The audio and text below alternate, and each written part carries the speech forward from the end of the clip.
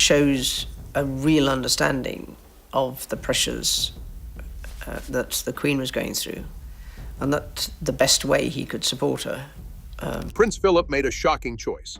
He didn't want to live with the Queen anymore after 70 years of marriage. A lot of people were confused by his surprising choice. After all those years, what could have gone so wrong? Was it just a matter of opinion, or was there something more going on behind the palace doors? It seemed like no one really knew the truth for a long time. But Princess Anne, King Charles, and Prince Andrew have finally told everyone the real reason their father left. The story of why Prince Philip didn't live with the Queen in Buckingham Palace has a lot more to it than we thought. Now Princess Anne has told everyone the truth, which has shocked everyone. People were really shocked when they found out that she was Philip and Elizabeth's only daughter. She has always been known to say what she thinks. Many ideas have been put forward over the years about why Philip decided to leave Buckingham Palace in his last years. But now we know for sure.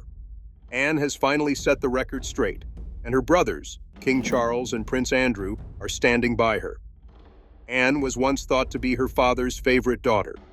One thing that made Anne and her father's friendship stand out from others in the royal family was that they were very close.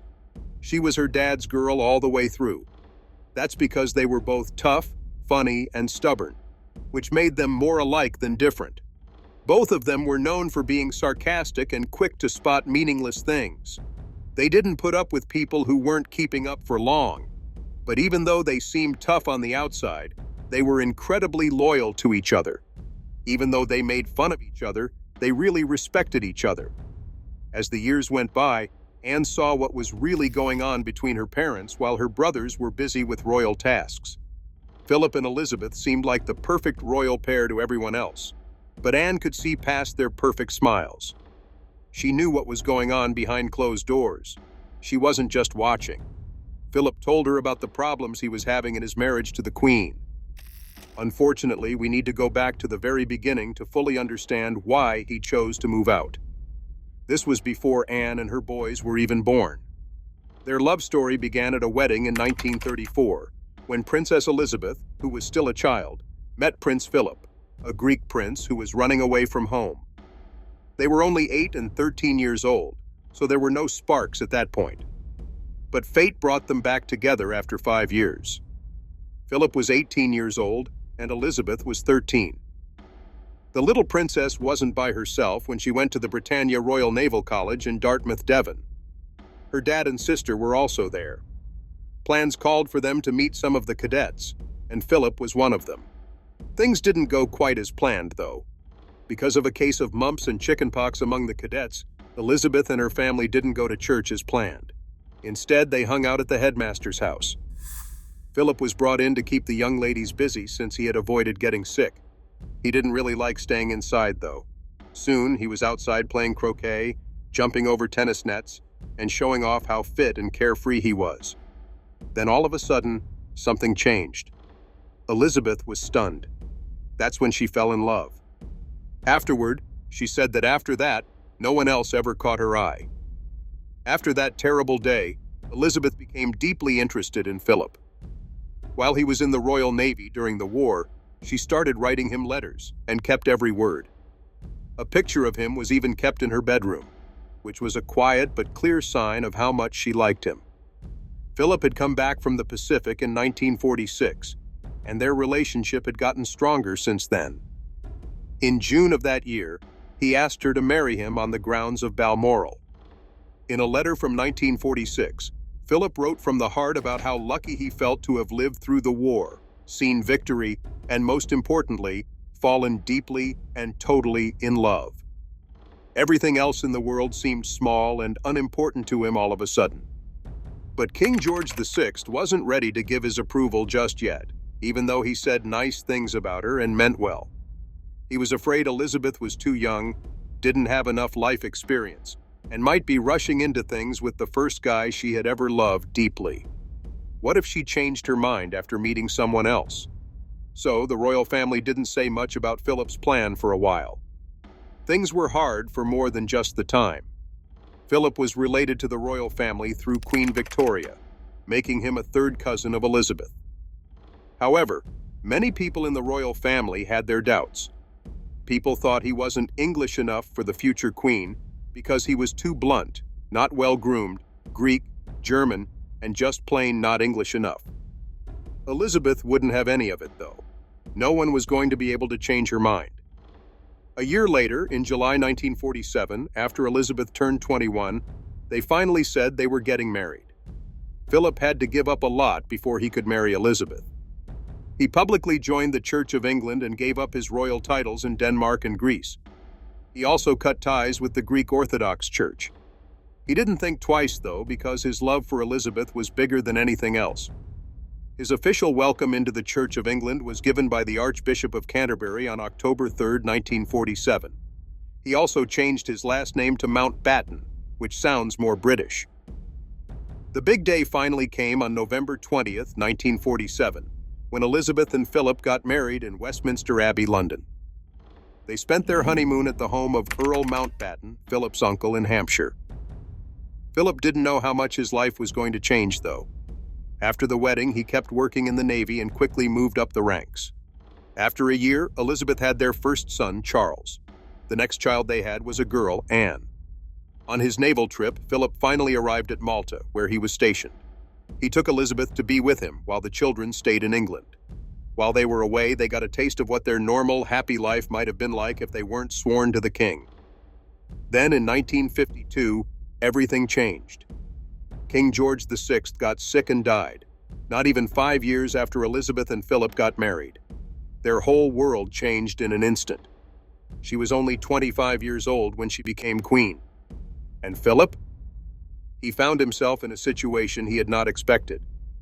He had always known that he wouldn't be king, but now it was becoming clear what his job was.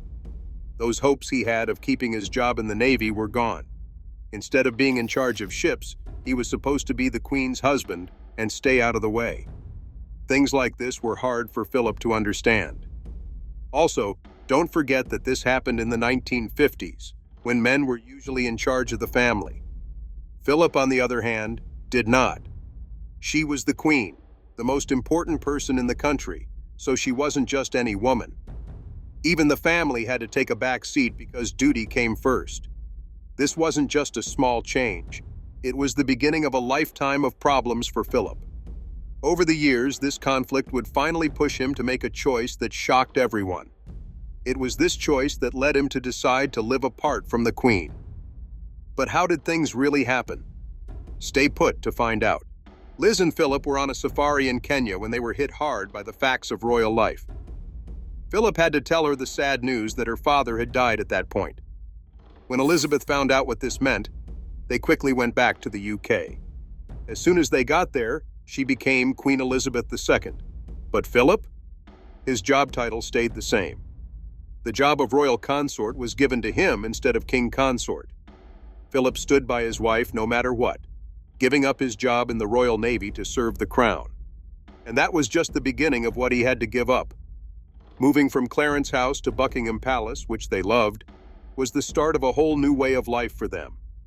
Then, on June 2, 1953, a year after she became queen, Elizabeth was crowned at Westminster Abbey. Philip was the first to kneel before his wife after the Archbishop of Canterbury ended the ritual. He promised to be her liege man of life and limb. But could he really keep that promise? What he said was one thing, but living under his wife's rules was something else. It wasn't easy for him to give up his hopes and dreams to back Queen Elizabeth II. Even something as easy as walking a few steps behind her instead of next to her in public was hard for him to get used to. He later said that he had once thought he'd stay in the Navy for a long time, but it was clear right away that wasn't going to happen. He had to give in, even though he didn't want to. Philip tried his best to accept and enjoy his new life.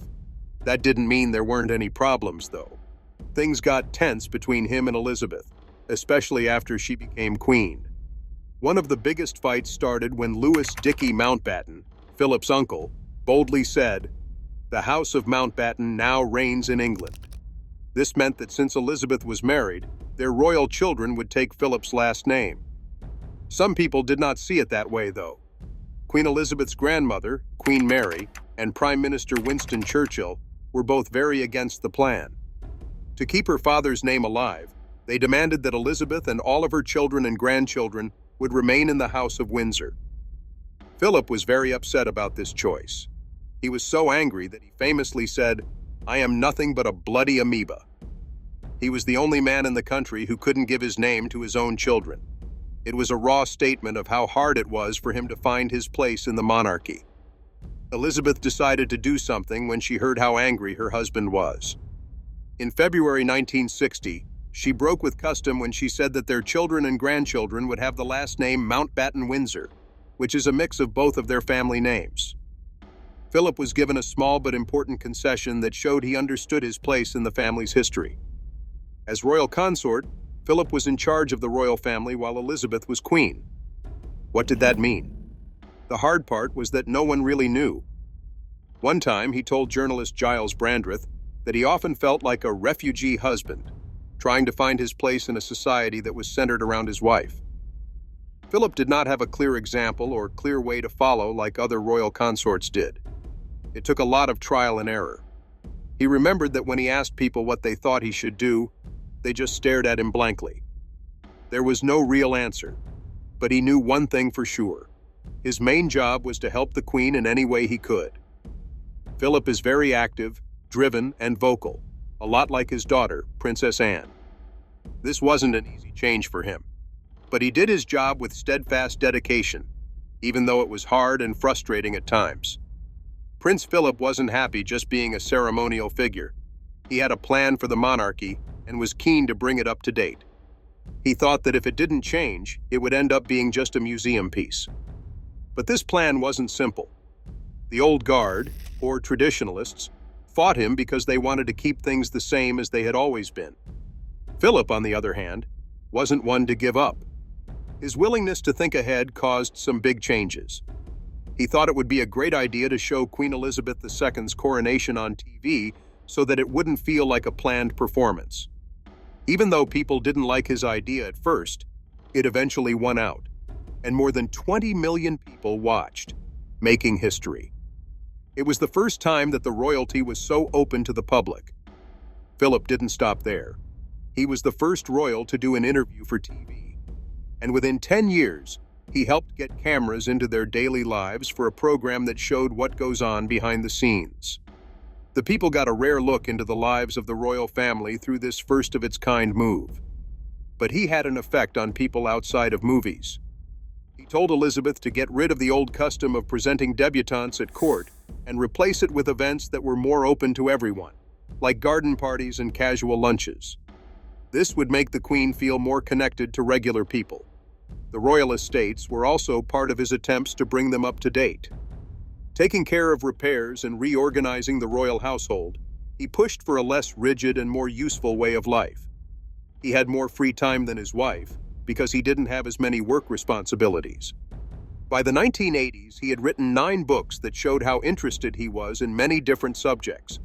He even taught Elizabeth how to use a teleprompter and got Elizabeth to broadcast her yearly Christmas message on TV in 1957. Philip was always ahead of his time. He was also the first royal to use a computer and write his own emails and addresses before it became common for everyone else to do so. Elizabeth tried to include Philip in everything she did. She would often start her talks with "my husband and I," which became a joke in Britain. Philip wasn't just a leader, though. Aside from family issues, he didn't really have a say in state matters, but Elizabeth let him be in charge of those. It was normal for them to push and pull with each other. He sometimes talked to her like any other wife, even in public. Elizabeth was riding in the passenger seat of a car going fast through Cowdray Park one time, and she gasped nervously at important times. Philip lost it and told her that he would throw her out of the car if she did it again. She didn't fight because she was a calm person. Elizabeth wasn't always quiet, though. Even in front of staff, she knew when to stand up for herself. During heated fights, she would sometimes tell Philip to shut up, which made him storm out of the room in anger. They had good and bad times together, just like any other pair. There were, however, reports that Philip had been cheating on his wife for years. People were always guessing what he was up to because he was naturally flirty, was in social clubs, and spent time away on the royal boat Britannia. Over the years, Rumors spread that Philip was seeing a Russian ballerina, an English stage actor, and a writer, among other women. There was never any proof of these supposed affairs, but the rumors never went away. At one point, the Baltimore Sun ran a story that Philip was seeing a mysterious woman in a West End apartment on a daily basis. The palace quickly shot down the reports, saying that there was no problem between him and the Queen. Philip responded to the rumors with his usual wit. He asked sarcastically if anyone had ever seen him go somewhere without a police officer with them, suggesting that he could not have been sneaking around. Even though they denied it in public, royal historian Sarah Bradford saw it differently. In the book she wrote about Elizabeth, she said that Philip might have been cheating on his wife in the mid-1950s, but he had learned to be more careful since then. She said that he dated rich and powerful people in high-class groups, where the tabloids couldn't get close. Whether the reports were true or not, Philip stayed by Elizabeth's side. He dealt with the unique challenges of being married to a queen while also finding ways to make his mark on the royal family. There was a lot of talk and speculation about an affair, but nothing ever proved it. One thing that was always clear, though, was Philip's love for Queen Elizabeth. They celebrated their 50th wedding anniversary by calling him her strength and stay over the years. This was an emotional way of thanking him for being loyal. To celebrate, they went to a big dinner put on by London's Lord Mayor to honor their relationship, which had been through a lot of tough times. Their love and support stayed strong, and they later celebrated their diamond and platinum birthdays, with Elizabeth always thanking Philip for being there for her and always loving her. Their relationship changed in 2017, though. After being married for more than 70 years, they chose to live apart. This change happened because Prince Philip chose to stop being in public life. Buckingham Palace told the world on May 4, 2017, that he was retiring. This ended 7 decades of being in the public eye. But he didn't really step down until August 2nd, when he went to his last royal event with the Royal Marines. He was 96 years old. In a statement, Buckingham Palace made it clear that he would no longer be doing public tasks, but he might still go to some events with the Queen. In fact, though, these appearances happened less and less often. Philip didn't want to leave the way most people do. He decided not to stay at Buckingham Palace, but instead moved to Wood Farm on the Sandringham estate. This simple house had a history of quiet privacy. It was once the home of Prince John, the youngest son of King George V and Queen Mary, who had seizures and lived alone there until he died at age 13. But why did Philip pick this particular place to stay? His goal in an interview in 2011 was to enjoy himself after decades of service. He didn't actually retire for another 5 years, but the Queen fully backed his choice because she knew how much he had given up for the monarchy. Philip had hoped for a quiet place to get away, but things didn't quite work out as planned. He was shocked to find that at Sandringham, there was a whole bus full of cooks, telephonists, and other royal staff ready to serve him, just like they had at Buckingham Royal. He had hoped for a more laid-back way of life, but he found ways to enjoy his stay in the end. Philip enjoyed a level of ease at Sandringham that he hadn't felt in years. After having to give up polo because of pain, he took up carriage driving as a hobby. He found a new way to relax by riding horses, but he had to stop when he got too old to handle them. He also liked watercolor painting, reading, history books were his favorite, and having lively conversations with people who came to visit. He had always liked driving, but something bad happened in January 2019 that made him have to give it up. He was driving on a busy road near Sandringham when he was in an accident that flipped over his SUV. To everyone's surprise, Philip was not hurt, but the driver and passenger in the other car were. He said sorry because he cared about their safety, and 3 weeks later, he gave up his driver's license on his own. He was no longer allowed by law to drive on public roads, but he could still do it on private grounds. In April 2019, he was seen driving at Windsor Castle. The stay at Wood Farm that was supposed to be short-term turned into something longer-term. Philip never went back to Buckingham Palace because he knew that if he did, he would be drawn back into royal life even though he was no longer a prince. Instead, He fully enjoyed the peaceful and quiet life that Wood Farm offered. But because of this deal, he and the Queen would be apart for long amounts of time, which was a big change for them after decades of being together. Philip and Elizabeth talked about their day every day on the phone, even though they lived in different places. The Queen and other family members went to Wood Farm to spend time with him as well. Philip went to important royal events, like the weddings of Prince Harry, Princess Eugenie, Lady Gabriella Windsor, and Princess Beatrice in 2018, even though he was not in the public eye. But as time went on, he lost many of his close friends. It's a sad fact of life that people who live long lose friends. In the course of 1 year, he lost 3 close friends and several others he had known for decades, including his butler of 40 years. Philip was surprisingly fit and quick for his age, even as the people around him died. But as he got closer to 100, he started to forget things more quickly.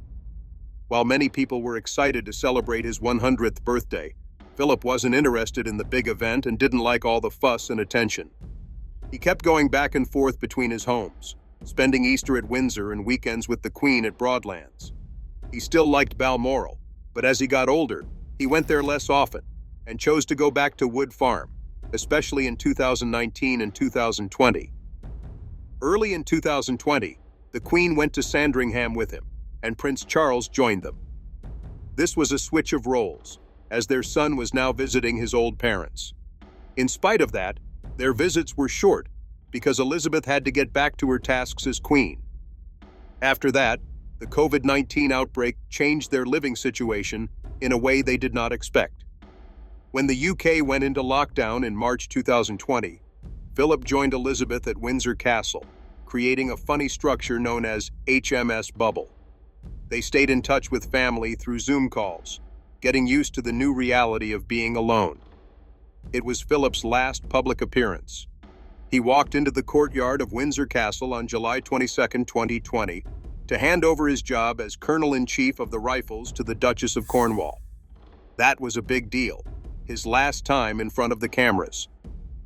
Philip and Elizabeth were both shot against COVID-19 by a house doctor at Windsor Castle in January 2021. But after feeling sick the next month, Philip was taken to King Edward VII's hospital as a safety measure. People started to worry about his health, even though he walked in without any help. Later, Buckingham Palace revealed that he was being treated for an infection. He then had a successful heart procedure and was sent home. When he got back home, people talked more about his upcoming 100th birthday. But Philip didn't want to party, maybe because he knew he wasn't going to make it. 3 weeks later, on April 9, 2021, in the morning, Philip died at the age of 99.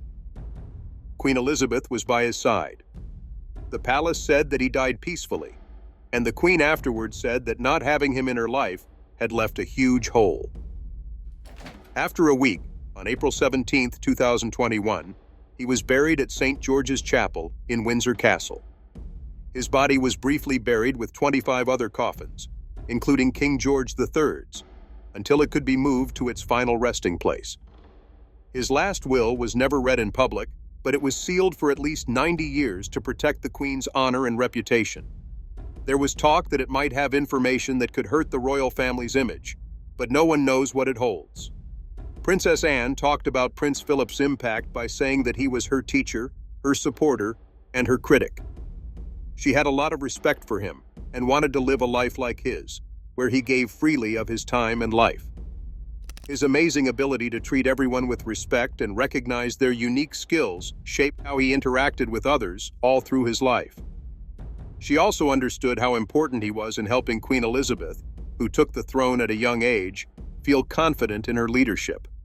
In his speech, Prince Charles also praised his father for his amazing 70 years of unwavering service to the Queen, the royal family, the country, and the Commonwealth as a whole. He admired Philip's unwavering support for his mother during her rule and his boundless energy.